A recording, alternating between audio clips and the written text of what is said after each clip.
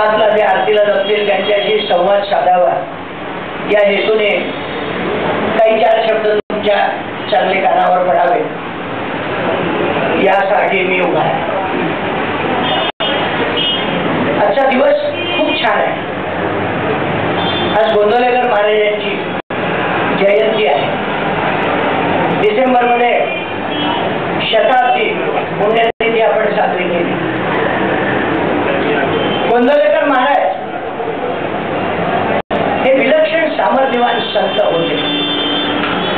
जसं रामदास स्वामी होते अशा पद्धतीने गोंदवलेकर महाराजांनी संपूर्ण आयुष्य रामनामामध्ये घालवलं।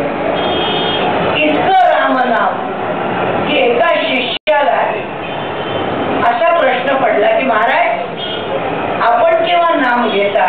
महाराज म्हणाले मांडीला कान लाव।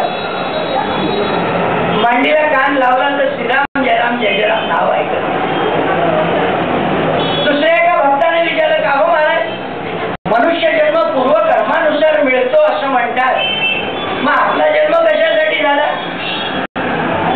एका क्षणात त्याने उत्तर दिलं मागच्या जन्मीचं नाम घ्यायचं शिल्लक राहिलं होतं म्हणून कदाचित परमेश्वराने मला पुन्हा जन्म दिला।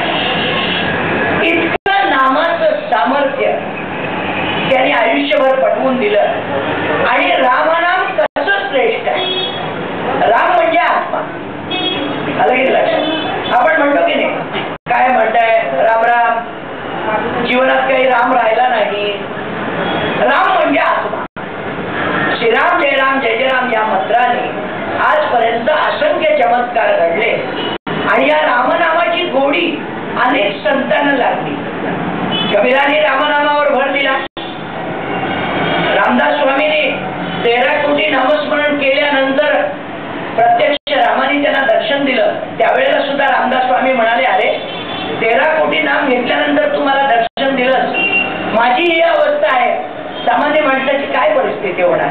काही हरकत नाही, आपण संत पदाला पोचू शकू असं नाही, पण एकदा तुम्हाला जर कळलं की नामाचं महत्व जास्त आहे तर निश्चित नाम घ्यायला आजपासून सुरुवात करा। कारण कलियुगामध्ये नामाचाच जोर जास्त आहे असं सांगितलेलं आहे। सत्ययुग झालं, त्रेतायुग झालं, द्वापर युग झालं आणि आता कली आलेला आहे। सत्ययुगामध्ये सात्विक विचाराची 100% विचाराची लोक होती। त्रेतायुगामध्ये 50% प्रमाण झालं, 50% आस्तिक 50% नास्तिक।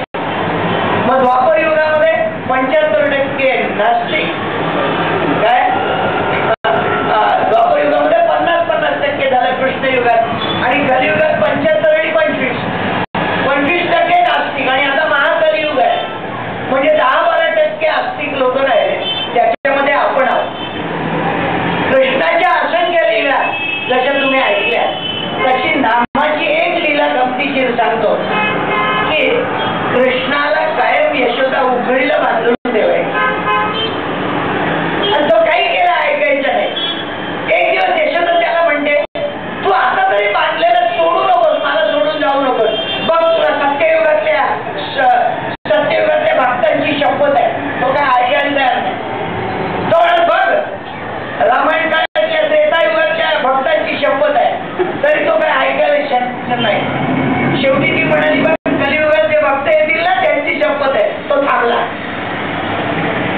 कारण कलियुगामध्ये नामाचा जोर वाढेल हे कृष्णाला कल्पना होती। इतका या नामाचा जोर आहे। रामायण काळातली गोष्ट तर आपल्याला माहिती असेल, जग जाहीर आहे की ज्या वेळेला लंकेवर स्वारी करायची वेळ आली त्यावेळेला मारुतीने आयडिया केली की दगडावर श्रीराम लिहायचं म्हणजे दगड तरंगतो आणि सुरुवात झाली की दगडावर श्रीराम लिहायचं आणि दगड तरंगतो। एक दिवस रामाच्या मनात आलं की माझं नाव लिहिल्यानंतर जर हा दगड तरंगतो तर बघूया तरी माझ्या नामात किती शक्ती आहे। भल्या पहाटे रामभाऊ उठले आणि समुद्राच्या दिशेने गेले। सकाळी सकाळी राम समुद्रावर का? मारुती त्यांचा दास तो त्याच्या पाठीमागे गेला। रामाने एक धोंडा उचलला, समुद्रात टाकला आणि तो की वानर सेनेचा दगड तरंगतोय आणि मी टाकलेला कसं काय बुडला. सहज मागे वळून बघितलं तर लक्षात आलं की आपली फजिती मारुतीने बघितली. मारुती त्याचाच दास, गुरुची फजिती वर्णन कशी करायची. सहजतेने तो पुढे जातो आणि म्हणतो की अरे रामा, तुझ्या हातून जो सुटला तो उडालाच म्हणून समज. आणि हळूच कसं म्हणतो, ते काय आहे, तुम्ही त्याच्यावर श्रीराम लिहिलं नव्हतं तो. श्रीराम न लिहिल्यामुळे नामाचं महत्व किती आहे रामाला सुद्धा कळलं नाही, अशी ती गोष्ट आहे. आता गमतीचा भाग पुढल्या ठिकाणी आहे बरं का.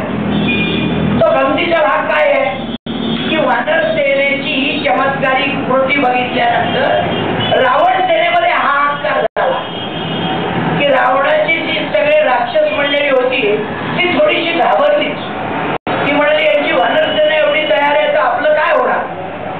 आणि ही बातमी रावणाच्या कानावर गेली. रावण म्हणाला काहीतरी आयडिया काढायला पाहिजे. सेनापतीला सांगितलं सगळ्या राक्षस सेनेला संध्याकाळी जमा करा, मी सुद्धा चमत्कार करून दाखवतो. आहे काय त्याच्यात दगड तरंगायची कला माझ्याकडे पण आहे. संध्याकाळी सगळ्यांना बोलवलं. रावणाने हातामध्ये धोंडा घेतला, मंत्र फुटले आणि पाण्यात टाकला आणि तो धोंडा तरंगला. सगळ्या राक्षसांनी टाळ्या वाजवल्या की वा वा वा, आमचाही राजा तुल्यबळ आहे. सगळे आपापल्या घरी गेले. रावणही आपल्या घरी गेला. रात्री मंदोदरी त्याला विचारते, आज तुम्ही ही आयडिया कुठून काढली दगड तरंगायची. आजपर्यंत मी असं कधीच ऐकलं नव्हतं. ती म्हणाल ते तुला करायचं नाही, हे राजकारण आहे म्हणे. नाही म्हणे, मला सांगितल्याशिवाय मी झोपायचीच नाही. असं म्हटल्यानंतर त्याने सांगितलं मी सुद्धा रामनामच घेतलं आणि धोंडा हातात घेऊन मोठ्याने सांगितलं, रामा तुझ्या नावाचा डंका पिटलाय, रामनाम घेऊनच मी दगड टाकलेला आहे, तरंगला नाही तर तुझ्या नावाला भट्टा लागेल. अशा तऱ्हेने नामाची महती गोंदवलेकरांनी सर्व लोकांना पटवून दिलेली आहे. आलं गेलं लक्षात. आणि असंख्य चमत्कार त्यांनी आपल्या जीवनामध्ये केले. असंख्य पुस्तकं लिहिली. त्यांची 365 प्रवचनं आपल्याला सगळ्यांना परिचित आहे. गोंदवलेकरांचं अतिशय सुंदर पुस्तक आहे चरित्र आणि वाङ्मय. शिवाय केळकरांची काय गोखले म्हणून आहेत त्यांची, किंवा आपल्याला असं माहिती आहे की असंख्य पुस्तकं त्यांची उत्कृष्ट आहे. आणि त्याचं मनन चिंतन किती करावं. आपल्या इथे बाहेरच्या 2 पाट्या आहेत. एक पाटी मराठीचे सुविचार आहेत, हे सगळे गोंदवलेकरांचे सुविचार मी लिहित असतो. आणि बाजूला इंग्लिश सुविचार आहेत, हे सत्यसाईंचे सुविचार आहेत. आणि दोन्हीमध्ये विलक्षण साम्य आहे. कलियुगात नामानी भरलेला आहे, नामाचा जोर जास्त आहे. आलं की लक्षात. तेव्हा आपण सगळ्या मंडळींनी फक्त नामावर भर द्या. आलं की लक्षात. कारण नाम श्रेष्ठ आहे. जीव जन्माला आल्यानंतर आपण सुद्धा सोनू मोनू गोमू हाक मारतो सुरुवातीला, पण एकदा का त्या व्यक्तीला नाव ठेवलं की त्या नावाने सगळेजण ओळखतात. जगातली प्रत्येक गोष्ट विशिष्ट नामाने ओळखता येते. आणि नाम आल्यानंतर आपोआप ती व्यक्ती आपल्या डोळ्यासमोर येते. रामाचं चित्र, कृष्णाचं चित्र, साईबाबांचं. साईबाबा स्वामी गजानन हे 100 वर्षापूर्वीचे असल्यामुळे यांची चित्र आपल्याला कॅमेरामध्ये अवेलेबल आहे. पण जुन्या काळातल्या लोकांची चित्र त्यावेळेला काही कॅमेरा संस्कृती नव्हती. मग ज्यांना दर्शन झालेलं आहे अशा लोकांच्या वर्णनावरनं ती चित्र काढलेली आहे आणि मग आपल्याला समजतं. पण व्यक्ती बघितल्यानंतर नामच डोक्यात येतं. नाम आणि नाम. महाराजांनी संपूर्ण नामाचा महिमा वर्णन केलेला आहे. गोंदवलेकर महाराज इतके विलक्षण सामर्थ्यवान संत होते की जन्मल्यापासून आपल्या मृत्यूशैलीवर पडेपर्यंत असंख्य चमत्कार केले. 12व्या वर्षी गुरुकृपा झाली. 9व्या वर्षी हिमालयात निघून गेले. कशा करता गुरुकृपा व्हावी म्हणून. एक गोंदवलेकर महाराजांचा एक छान गोष्टी सांगतो तुम्हाला. गोंदवलेकर महाराजांची की महाराज हिमालयामध्ये गेले. वय वर्ष 12 बघा.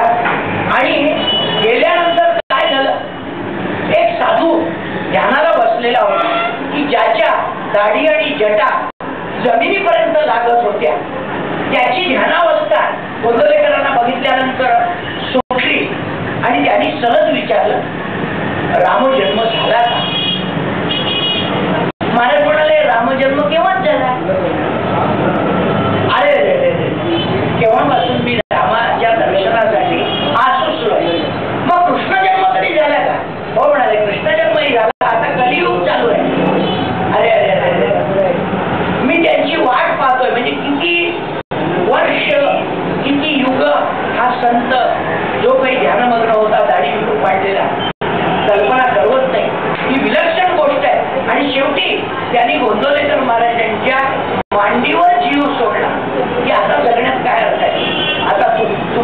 मागितलं आणि आता माझी वासना संपली. इतकं विलक्षण सामर्थ्यवान संत आपण या कलियुगात बघणं दुर्मिळ आहे. त्यांनी नामावर प्रचंड अभ्यास केलेला होता. त्यांनी बरोबर नामी माणसाची नस ओळखलेली होती.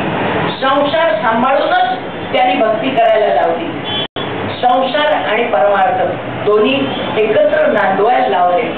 एकाने सहज प्रश्न विचारला, एका म्यानात एकच तलवार राहते, मग संसार आणि परमार्थ कसं काय एका म्यानात राहायचा?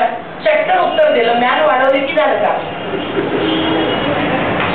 शब्द सामर्थ्य इतकं प्रचंड होतं. साधकांच्या दृष्टीने एक गमतीची त्यांची गोष्ट लागली.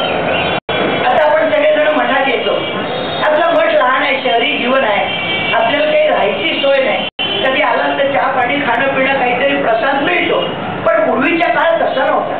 जे गोंधळेला येत होते, महाराजांकडे येत होते, ते जेवण खायला राहायला महाराजांचा अगदी आनंद असायचा. आणि दरवर्षी उत्सवाला हजारो लोक जमायची. कोणीतरी जेवण आणून द्यायचं, कोणीतरी सामान आणून द्यायचं आणि अशा तऱ्हेचा काला आणि भोजन प्रसाद व्हायचा. एक बाई दरवर्षी या उत्सवाकरता म्हणून यायची, खायची प्यायची झोपायची आराम करायची. तर बाकीचे जे शिष्य मंडळी होते त्यांना मात्र हे स्थळ असायची की ही बाई ना दरवर्षी येते, काम काही करत नाही आणि नुसती गप्पा मारते, खाते पिते, काय आराम करते. आणि कोणी तिला जर विचारलं, काय ग तू काहीच करत नाही, नुसती खाते पिते मजा करते? मग महाराज माझे बाबा आहेत, माझे वडील आहेत, वडिलांकडे आल्यानंतर मी काय करणार म्हणाले. बरं बरं हरकत नाही म्हणाले. कोणी आले की शिष्य मंडळींचा धडपडाट व्हायचा. एक दिवस गोंधळेकरांची एक छान पद्धत होती की रोज संध्याकाळी ते प्रवचन करत असत आणि प्रवचनात त्यांनी विषय काढला. बघा माझ्याकडे सगळ्या तऱ्हेचे भक्त येतात. अलग लक्षात त्यांना मी सगळ्यांना सांभाळतो. कोणाला मी वडील वाटतो, कोणाला आजोबा वाटतो, काय कोणाला मित्र वाटतो, कोणाला गुरु वाटतो. वेगवेगळ्या तऱ्हेच्या लोक येतात. तुम्ही नका विचार करू, तुम्ही काम घ्यायचं काम करा. अलग लक्षात. आता एक जण मला म्हणे तक्रार केली की एक बाई माझ्याकडे येते आणि मला म्हणते मी महाराजांची मुलगी आहे. बरोबरच आहे म्हणाले, माझीच मुलगी आहे ती. आता मुलीचं कसं असतं, सासरी गेली तर काम असतं, पण माहेरी आल्यानंतर मुलीचं काम असतं काय? मुलगी आराम करते. बाबाला माहित असतं की मुलगी आलेली आहे. अलग लक्षात. म्हणून तोही लक्ष देत नाही, खातोय पितोय आराम करतोय, हरकत नाही म्हणाले. तुम्ही नका लक्ष देऊ. मुलगी उत्सव झाल्यानंतर घरी जाणार आहे. पण सुनांचं तसं असतं का? सुनांना आल्या गेल्या लोकांची सरबराई करावी लागते, विचारावं लागतं, द्यावं लागतं. मेहनत सुनेला जास्त असते.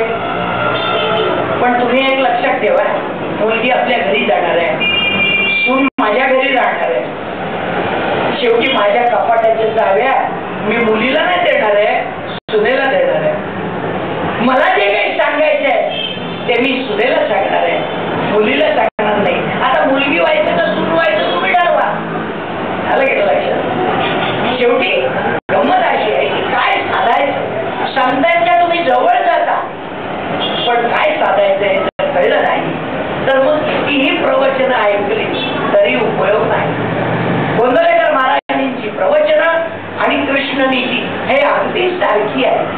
महाराजांच्या शेकडो गोष्टीतनं त्यांनी ते दाखवून दिलेलं आहे. त्यांची एक कृष्णनीतीची कथा सांगतो. एक वकील त्यांच्याकडे आला आणि म्हणाला, महाराज आम्ही खुनाविनाची केस घ्यायची का नाही? महाराज म्हणाले, का नाही घ्यायची? तुमचा व्यवसाय आहे आणि खुनी माणसाला सोडवणं तुमचं काम आहे. पण नीट विचार करा, त्याची माहिती काढा आणि तो जर खरा खुनी नसेल तर ती केस हातात घ्या आणि सरकारला लागतो पुरावा. त्याकरता खोटं केलं तरी चालेल, पण एक निरपराध माणूस अपराध म्हणून जर पकडला असेल तर तो सुटला पाहिजे. जगाच्या कल्याण संतांची विभूती आहे. हे जर आपण बघितलं तर जगात काही नाही.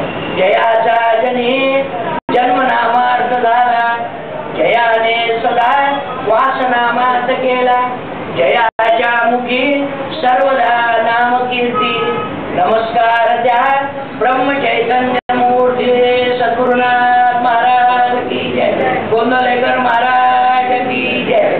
आणि त्याने संपूर्ण आयुष्य रामनाम घ्या सांगितलं आणि रामनामाचं शंकरापासून आपल्याला माहिती आहे परत परत रामनामाचं महत्व सांगायला नको जसं गोंदवलेकर महाराजांनी रामनाम घ्यायला सांगितलं तसं आपणही रामनाम घेतलं तर श्रेष्ठच आहे। पण कलियुगामध्ये सद्गुरू बाबा लोकांचा जोर जास्त असल्यामुळे जर स्वामी उपासक असाल तर स्वामींचं नाव घ्या, साई उपासक असाल साईंचं नाव घ्या, गजाननांचं नाव घ्या, साईरामचं